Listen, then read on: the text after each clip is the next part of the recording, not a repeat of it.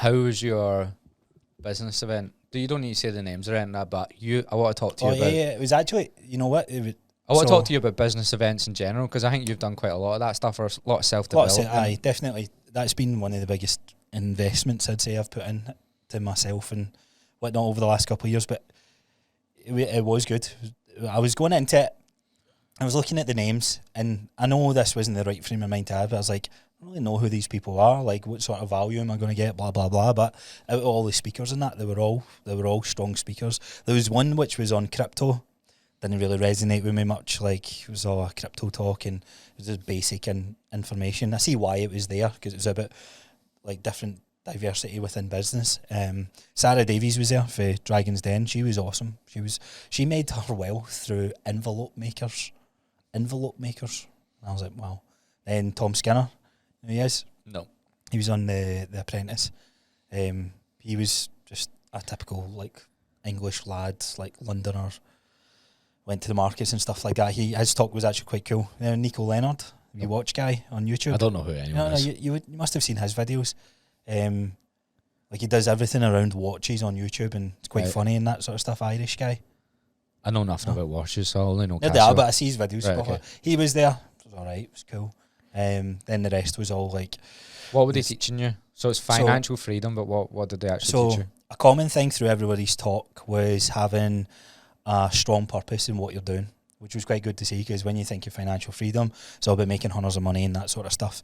But it was actually like, look, it's easy to make money, but what can guarantee your level of success and wealth is having a strong purpose behind what you do. Yeah. And that was quite interesting to see through everybody's talks, even though everyone was different, from a billionaire like Sarah Davies on Dragon's Den to an apprentice to people who are doing like there was a guy for Curluke that runs his own business, which is he does like cold plunges and all that sort of like meditation, like see like Wim Hof stuff and all that. Do you think that business has got a lifespan because of this being a trend?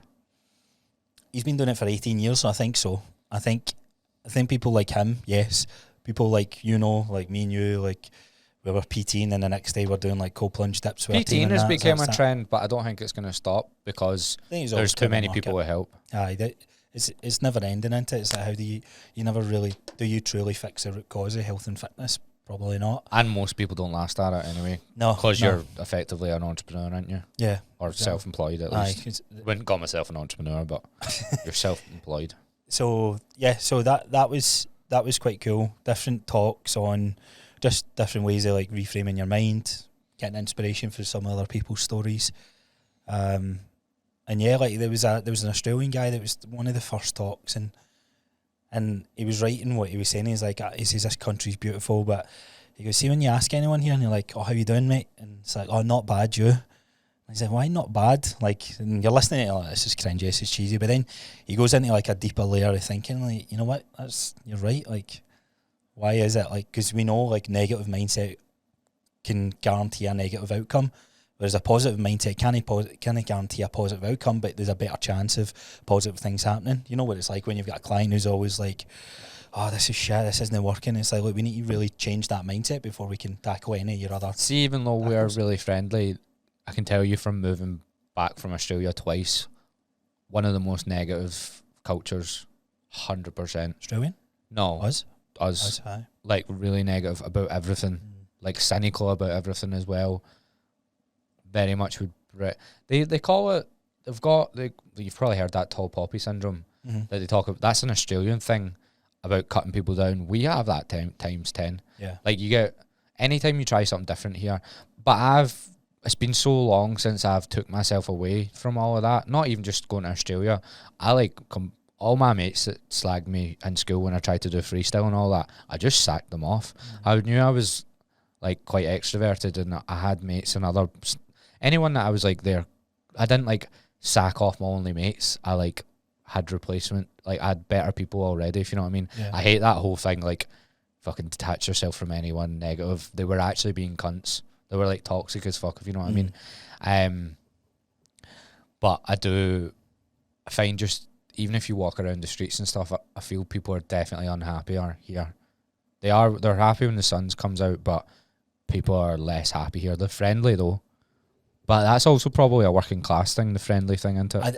I definitely think so, and I think that's where this is one of the only events that's been in Scotland which has been talking about financial freedom, and that's a rare thing that you see in and around Glasgow. Like, you get called a cunt for even going to that. You do, and this was a good thing about this event. Like, financially free, you're thinking it's a monetary thing, and a lot of, we see them pop up like business coaches, get rich quick, make 100k in a year, make 10k in a month, all these buzz terms that are in there. But what was quite good from this event was every single person had a unique story in their own field, different fields across business, and the common thing was purpose and who you surround yourself with, and not getting caught up in that. There's that thing like, show me your 5 friends and I'll show you your wealth or your income and that sort of thing. And it wasn't too much of that kind of woo-woo stuff and all mindset stuff. It was like practical application of like things that you need just to sort do. of like how you design your life, how you reframe your mind, and from your mindset to your physical well-being to your actual skill set. So marketing, there's a guy there talking about, like, he leads one of the UK's, down in England, one of the UK's Facebook marketing campaigns, and they always, the analogy that most people use in the financially free world is they related to fitness, because it's quite easy to communicate. And this was a piece of fitness equipment, mate, and it was a bow and arrow, right? A bow and arrow, and the guy's like, right, so this is one of our customers that came to us, and they were trying to make sales, and they put X amount of pounds in, and the return was like pound spent, pound sale, and it was going so far, and then it was pound loss. And we were playing about with their copy and their ads, and it's how you maximise Facebook ads, basically. And they made one tweak to it, and they said, we tried to go after mums, that didn't work. We tried to go after overweight people, that didn't work. And then we found a slogan like, "Dad, get rid of the dad bods." So you hear that and you're like, fuck, there's no way. And then that changed that into £1 million e-commerce brand. That one bit of copy being changed in that title, which was like, "Dad bod no more," or something like that. And he's like, I don't know why this worked, but it then sold out that item. And that, like, forget about the morals, if that piece of that gimmicky equipment would work or not, but different ways of like putting it back to my own business, my own, what I'm looking to do to grow and expand and that sort of things. I was thinking that makes sense. I need to play about with a couple of different messaging. And I think integrity wise, this is what I was saying to you, I need to challenge myself a bit, because like, you could just play into, you want to get shredded in 8 weeks, and then cool, join my coaching, and then when they're in, try and foster them, say, look, there's no such thing as a quick fix, and then try and change their mind. But I don't know if that's actually helping the masses or not, because it's a hard thing that I always play with my integrity. But there's just so many different talks, different ways of looking at it. There was a sales talk there, he was really good, like how, because sales is probably, nobody grows up and go, oh, I can't wait to be a salesperson when I'm older. You see it as quite a sleazy thing, but we're all sales. We need to sell our services, we need to sell who we are as a person, like us talking on a podcast when you're getting interviewed.